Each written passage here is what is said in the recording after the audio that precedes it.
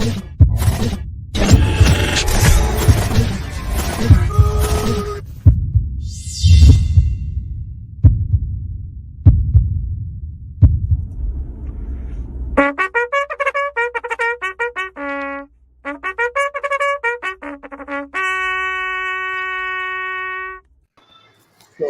much going on.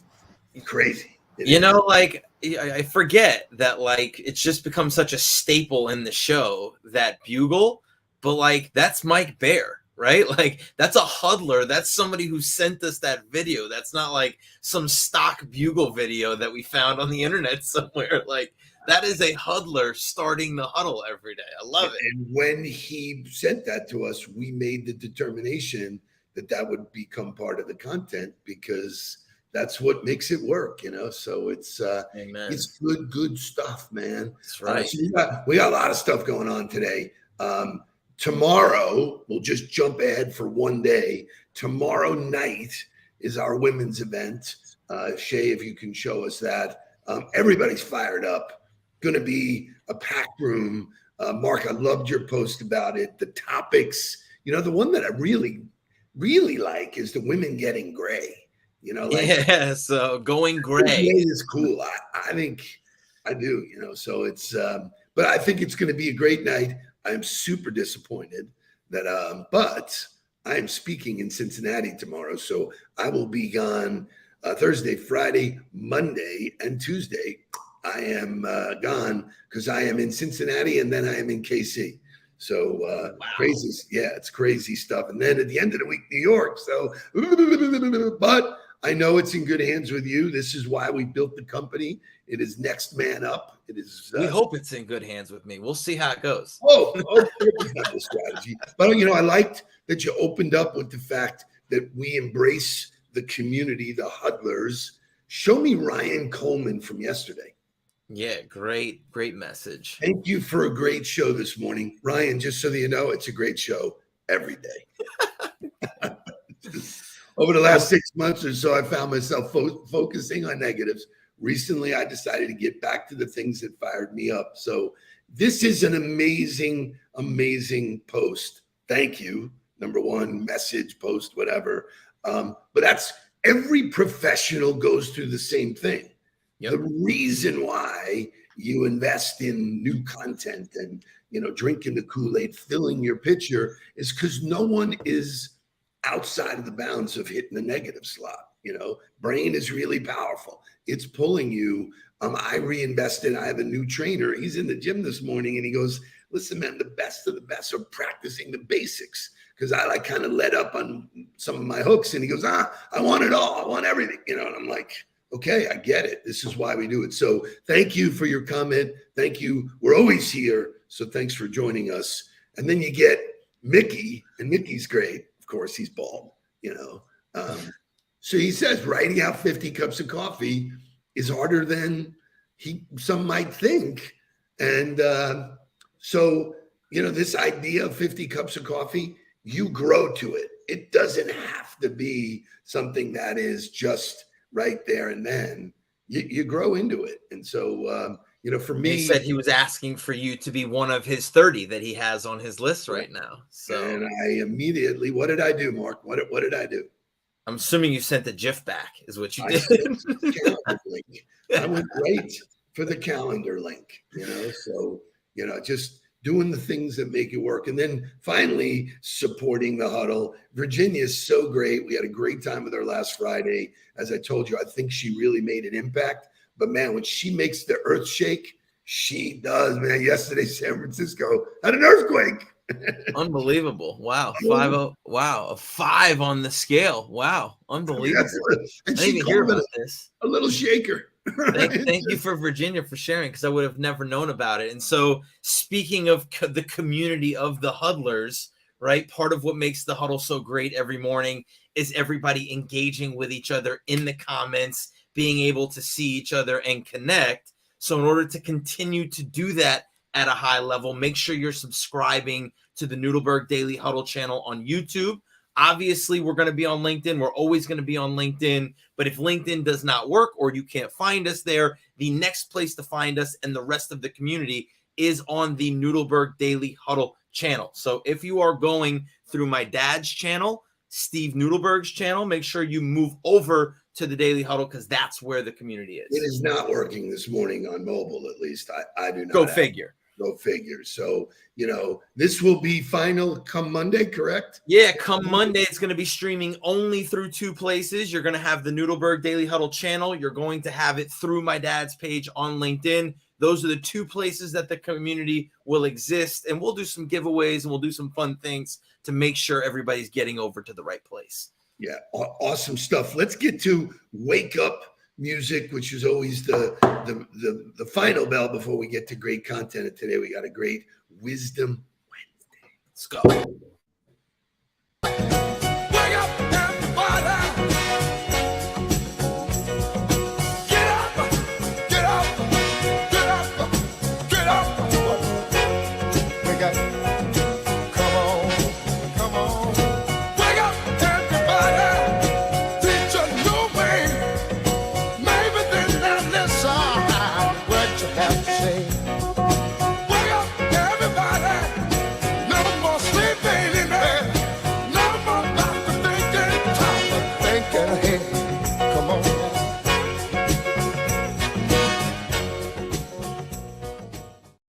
Boom. Great stuff. Great stuff, man. I love it. I love it. I love it. So, I'm constantly scouring the internet, looking for little nuggets, little pieces of content that drive me, that keep me going. Then I get the opportunity to share it with you. This was a golden nugget, a golden one from our man, Gary V. And basically it's you're responsible for going to get your happiness. Show me. You need to love your fucking self. You're fucking good enough. You got this. Take out all the fucking noise. They're pumping ungodly amounts of negativity and fear into the system. They is just human beings, not some fucking crazy Illuminati shit. Don't even worry about it. The they is most fucking people are insecure and unhappy and want to drag you down with it. Cut that fucking noise out and go get your fucking happiness because you can. Amen. Amen to the amen. So I'll take us back when I was doing I was in front of all of the early stage entrepreneurs, and I was doing a bunch of stuff, and then I don't know, one of the young ladies said, "Yeah, but we're in a recession," and she went down this road, and I was like, "Stop," and I said, "Are you wanting for anything? Is there something in your life that you desperately want that is not within your reach? Do you wake up miserable? Are you living a life of, I can't?" And she goes, no, not at all. I go, quit fucking listening to everybody who's saying it's a recession. Sure. I had this conversation with Jerry yesterday from Bank United. It is not a recession.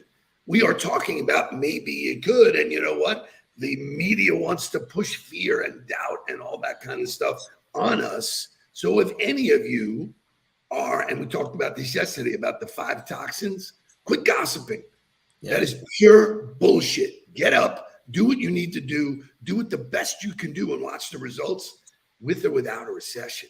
This is the same exact thing that happened with the pandemic. Well, I got an email yesterday from, like one of the spam, it's like a, MailChimp thing, whatever. And the opening of the email was, well, we've experienced another year of uncertainty. And I was like, wait, what? Like, why? First of all, why is this the first sentence in the email? And secondly, isn't every year a year of uncertainty? Like, when did you open up in January and go, I know exactly what's going to have happened when we get to December? Like, it's not a reality, right? We live in uncertainty. If you can do that, call me, because I want the winning. Yeah. You can predict this shit. I mean, there's nobody that can predict. Good morning, Jamie Tribble. Hopefully you'll be back tomorrow from Minneapolis so that you'll be able to attend the event. I think you had bought a ticket. I think for sure. She was one of the early ones. So this whole thing about mindset, about the toxins, about the things we talked about yesterday, I'm going to continue that dialogue with this little blurb that I don't even know where I found it, but I loved when James Clear said, think of yourself as the hawk and there's so much stuff around. Bang, pull it out. Scott McGregor, hopefully he's listening. He posted yesterday because I think Rick, I just went blank on his name. Coleman, Ryan Coleman. Ryan posted something about books and what's your methodology about how to read books. I don't read books cover to cover. I go in, I grab pieces of content, and this one made sense to me. Shay, I don't know if you made a slide for it or not. Shay, Shay, you still here? Okay. Shay's not feeling good. He's a little lost in the weeds there. So I'll read it to you. One type of person approaches a situation with the mindset, how can I make this work? Another person, so do the visual here, approaches the same circumstance with the mindset, what are the reasons why we can't do this? Just a simple flip of the language.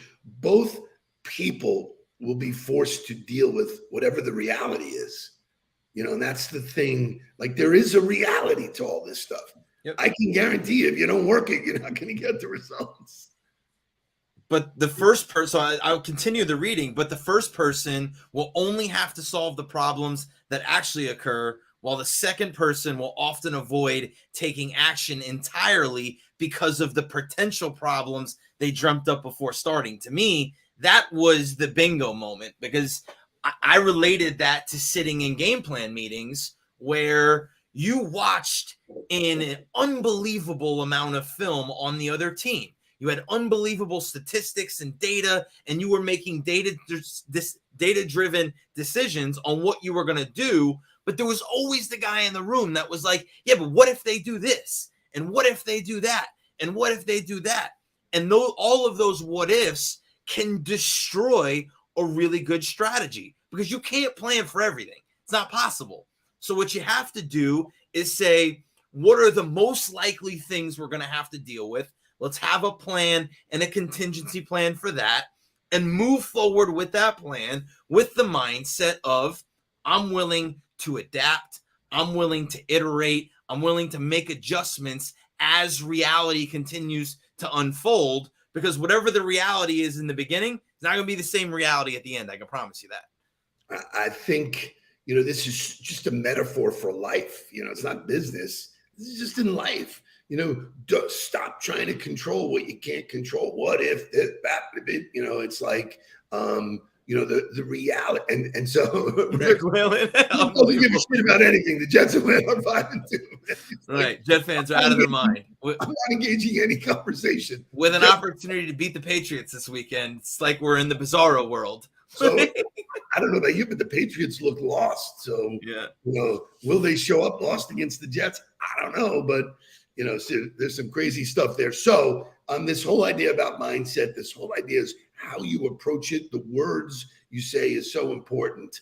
We have more of this self-talk stuff, but today is Keith Urban's birthday. So I am replaying a favorite.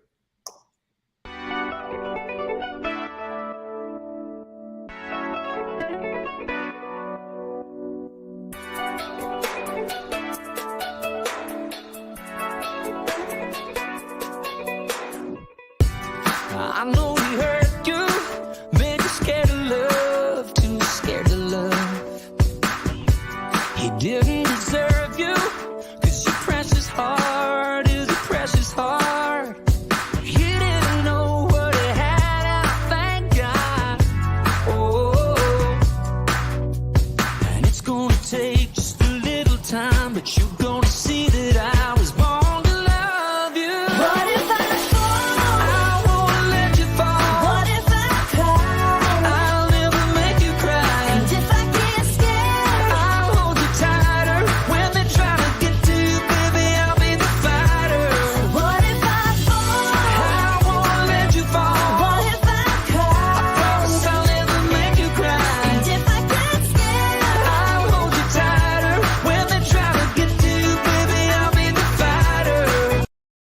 Boom. So that's a great song, but I just got to say, not only does he have a really, really hot wife, he gets to go to work and Sing and dance with her. Yeah, Keith Urban's not struggling. I promise you I'm that. having a hard life, man. Great Happy song, though. birthday, Flo, man. It is a Happy great birthday, song. Keith Urban. Be the fighter. Be the fighter. So we'll take the end of the show here and talk about 5 different types of self-talk that Negative self-talk. basically drive you to unhappiness. Now, the only reason why I focus on stuff like this, because if you don't know, you can't go. You can't make the shift. And so understanding the psychology of all the things we do, the power of the brain, the power of possibility. I mean, the part of changing the internal narrative is recognizing the internal narrative, right? Like that's the mental conditioning is of paying attention to what's going on in there first. You can't take control of it. You can't change it. You can't put it in a direction until you first recognize what's actually happening in there. Once you recognize it, then you're able to create a strategy and a game plan to help yourself. Yeah. So, people are prone to say in their heads negative stuff. I think Jonathan Aaron said yesterday, don't say negative, don't say stop stupid. saying dumb shit. I think he said. But it's what we do, So statistically, I didn't make this up. 60,000 thoughts go through the human brain every day. It's calculated that 90% of them are negative. Yep. The ones who have really, really done well in life have just figured out a toolbox on how to deal with that self bullshit. That's like people say this all the time. I'm such an idiot. Right. Which is just a defeating thing. I mean, you're beating yourself up. That reminds me of the scene, and I didn't have Shay play it, but in Liar Liar, where he's in there and he's like, "What are you doing? I'm kicking my own ass," Right. Or I knew that you would hate this. I knew you didn't like it. I knew from the start. There's Jonathan again. That comment was worth saying it twice, man, brother. Way to go. There are things that we can do by recognizing them. The first step is to become aware of the talk. What I'm going to talk about is the 5 most common negative talk scripts. Self-talk scripts. Categories. The way I looked at them was like the categories of the way that we talk to ourselves. So the first one is the judgment of our own emotion.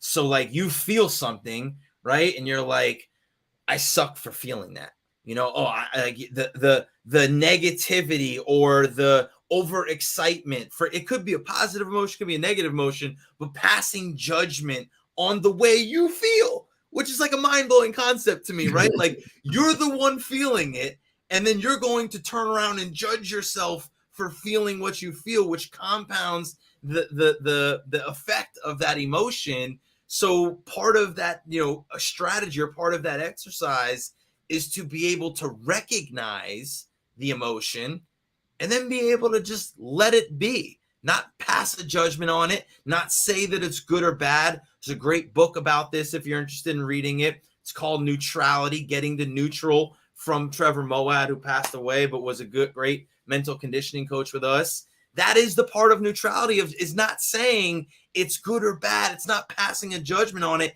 It just is what it is. So that I stitched that in my jackets. It is what it is. It's a wonderful phrase to live by, but there's all these little things that I've done in my career. One of them is act as if I'm the king, the president. When you act as if, you take yourself away proactively from, listen, we all deal with fear and doubt and disappointment. We can't control what other people do. That drives us crazy. We have an expectation. Oh, they said they would call. They said they wanted to do this. They said bullshit, man. You don't have any control of it. And the narrative we make up in our head, the movie that is playing is they don't like me. This is bad. I didn't do enough. And, you just drown in this stuff. It's like quicksand, man. It gets worse and worse. That judgment of being like, well, I shouldn't feel anxious, or why am I so nervous before these meetings, and kind of passing that judgment leads you to the next one, which is what you talked about, the self-labeling, where you go, oh, I'm an idiot, or you go, oh, well, I'm insecure, or you go, oh, well, I have anxiety. So first you pass judgment on the way you feel or what you think about yourself, and then you turn that judgment into a label, which then becomes a self-fulfilling prophecy, because you're telling yourself this is what I am, and then all your brain does is go, you're right, that is who you are. Like, so, I tell people in normal conversation, I'm not good at this. I go, you are what you tell yourself you right. are. So if you just say, you know what, I'm focusing on getting better at it, the whole conversation shifts. People view you differently. Your brain, your attraction is different, but these are not simple things to do. No. These take deep focus, deep practice to listen to what you're saying to yourself. I'm not good at math. Well, did you ever try? Have you taken, is there a tutor working with you? Have you taken any steps to get better? Or are you wallowing in labeling what you are and what you're not? And I hear this all the time when it comes to public speaking. I'm not a good public speaker. I go, did you ever try? Right. Right now you're talking to me, that's an audience of 1. You do that, okay. Could you do an audience of 5? Could you do an audience of 10? That's how it happens. The worst thing you can do when you're trying to start something new is immediately tell yourself that you're not good at it and label yourself as not good at, which is that fixed mindset, which we talk about all the time. So the third one would be emotional reasoning. Which I love this one. Go ahead. I learned this from you, actually. This is that reverse mentoring. We all listen to our body and we go, I don't feel like working out today. It's gonna, the best workouts come from getting out the door and going to work out. And the trick to doing that is putting on your sneakers or, going to mix the water, whatever you got to do to move in that direction.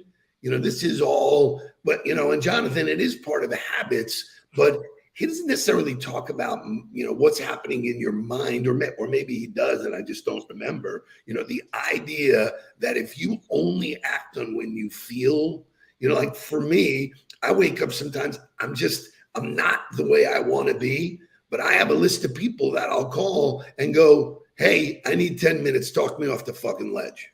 So when I wrote the keynote last year in December, Jake helped me come up with RPD, but like that acronym, the process, right? That's what keeps me from emotional reasoning, is knowing exactly what I need to do. I don't have to think about it. I don't have to think about how I feel. I don't have to think about whether it's raining outside or whether it's cold or whatever the environment or circumstances are. All of that gets blocked out and ignored because I know what the steps are. I know I just have to get up, drink my glass of water, go sit down on the couch, put my shoes on, and go to the gym, and I'm going to get what I need to get done at the start of my day. So the emotional reasoning, if you leave your habits, if you leave your activity up to the way you feel, it's a recipe for disaster, because it's impossible to feel motivated or feel good or to feel, energized all the time. It's not going to happen. I'll leave us with this one today, which is a doozy. We are constantly painting this horrible movie about what we think is going on. And in most cases, it's totally not real. We've just made it up based on circumstances that we've digested. It got into the negative, wheel. And all of a sudden you've come out with, they hate me. They're never doing business with us. I fucked up. I didn't do this. Help me. So the movie's never as bad as you think it is. And I want to touch on this because the mind reading, which is one thing, and the future forecaster are two. You talked about the future forecaster. They're never going to do business with. You don't know what's going to happen in the future. So if you're recognizing that you're a fortune teller, you can cut that out immediately. Yeah, right. But the other one that I have to talk about, because it's come up recently, is the people who believe that they can read people. Right. Well, I'm just really good at reading people. I know, I can tell by what they say and their body language, and then I'm able to adjust myself to communicate with them. The only way you can ever know what somebody else is thinking or feeling is by asking them.